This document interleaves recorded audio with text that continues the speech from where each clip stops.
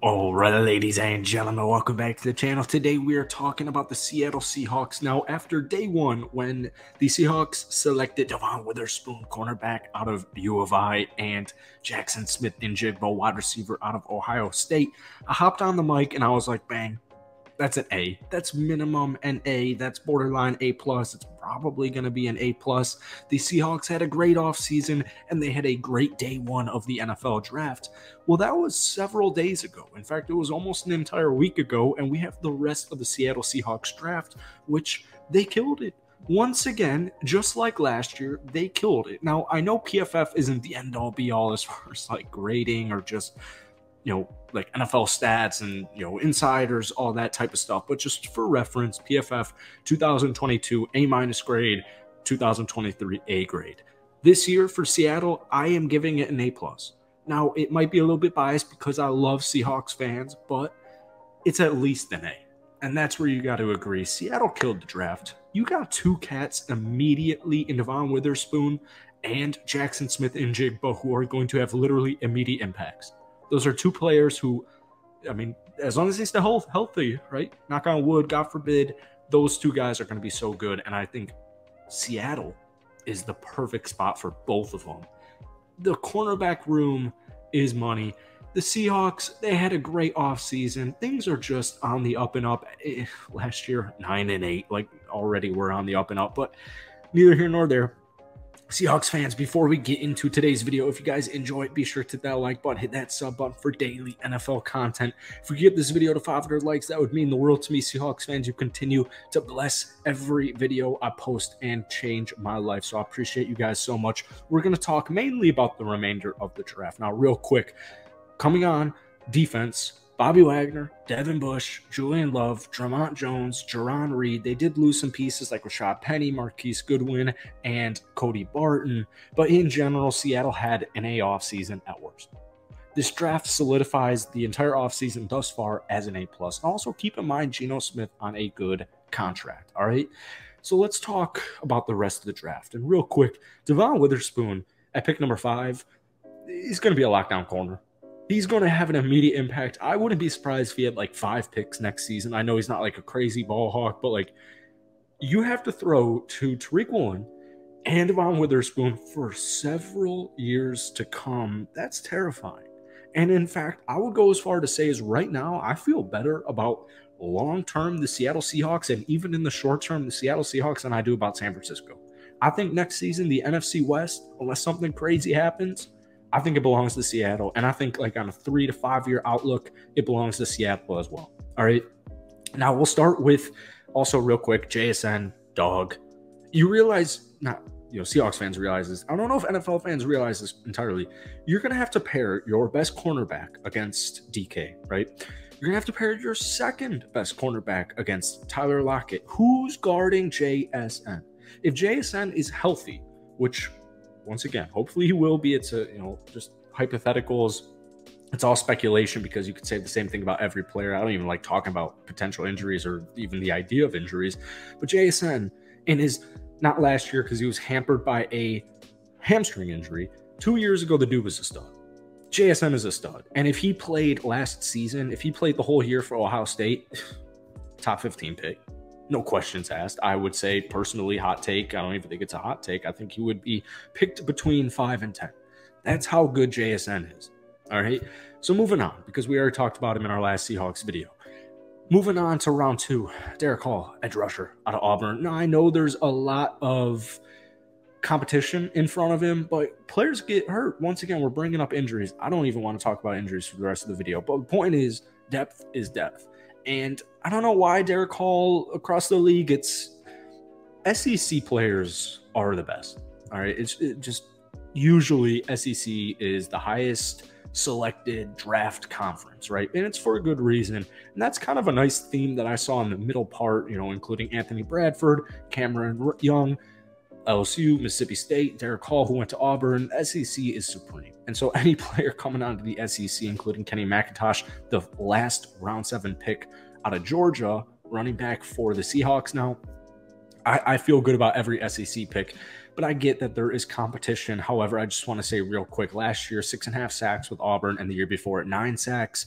I long-term am liking it. He's versatile. He played linebacker in college his first 3 years. He played defensive line last year at Auburn.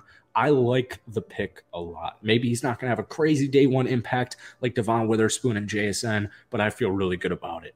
Zach Charbonnet. This dude is a stud.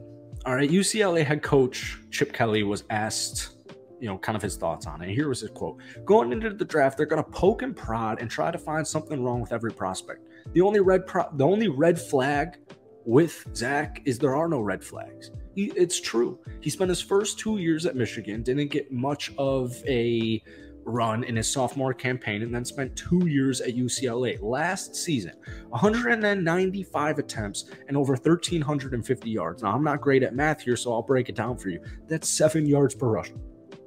7 yards per rush.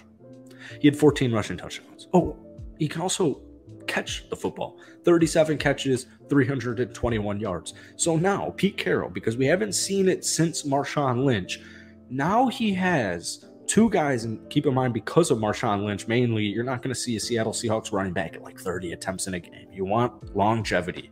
You have Kenneth Walker III as your first and second down back, and now you have Zach as your third down back.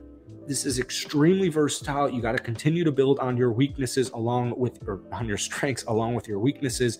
Last year, Seattle Seahawks, their weakness was the defense. We saw it being addressed with their first pick at pick number 5. We saw it addressed all free agency. They will be a top half defense, but you got to continue to build on your strengths. Like the wide receiver pick with JSN and like the Zach pick in, round 4. It's a steal. It is an absolute steal. Sorry, round 2. Round 4. Anthony Bradford, lineman from LSU, and Cameron Young, defensive lineman out of Mississippi State. Now, I want to talk real quick actually about the round 5 pick, because Oluwatimi, gotta get that name down, he's a stud. And people were, insiders, drafters, whatever the word is, they were shocked this cat fell to round 5. He is from Michigan. He was a consensus All-American last season. He played 14 games. He was on the field for 918 total snaps. Guess how many sacks he allowed? Well, the answer is 0. All right. He allowed his quarterback to be hit only 5 times. His total pressures allowed last season was 9. He won the Outland Trophy in 2022. That's the third oldest major college football award, and it's awarded to the nation's best interior lineman, whether that's offensive line or defensive line. So it's a great award to win, and I think you could make the argument that Oluwatimi is the steal of the NFL draft. All right? Not trying to get too far ahead of myself, because I also like Anthony Bradford.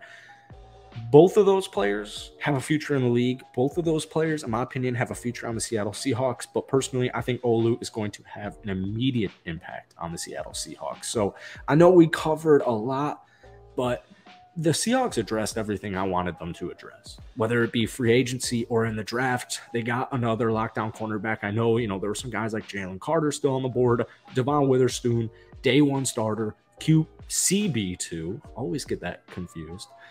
Not confused, just like say it wrong. QB2, did it again. CB2 paired with Tariq Woolen. You get the point. JSN, wide receiver 3. Throw him in the slot. Do whatever. He's versatile. He's a day one starter. Derek Hall, I like the depth piece. I think he has a future in the league. Zach, Anthony, Cameron, Olu. The list goes on. And even guys like Kenny McIntosh, running back out of Georgia, we'll talk about here as the offseason progresses, but I've taken up enough of your guys' time on this lovely Wednesday afternoon. I hope you guys enjoyed it. If you did, be sure to hit that like button, hit that sub button. We have plenty of new Seahawks clips on the way. College football clips, it's a little tough, so I'm excited for training camp and all that fun stuff to begin so we can get these guys in Seahawk uniform as far as footage goes. So once again, let's try and get this video to 250 likes. I seriously love Seahawks fans. You guys are so passionate about your football team for a great reason, and I loved covering this team last year. I can't wait to continue to cover it. We've covered it all offseason. We're going to do the same thing next year, and as the offseason progresses, I know it's early May, but we're not that far from football with the NBA and NHL playoffs. It's going to be here before you know it. So I hope you guys enjoyed it. If you did, hit that like button, hit that sub button, but most importantly, give me your draft grade down below. I'm going A+. But if we're going to take our biased glasses off, just because I love Seahawks fans, it's at least an A. Even with biased glasses on, I'm going to go A+, but, I might be getting too far ahead of myself because I guess you never know. Regardless, let me know your draft grade.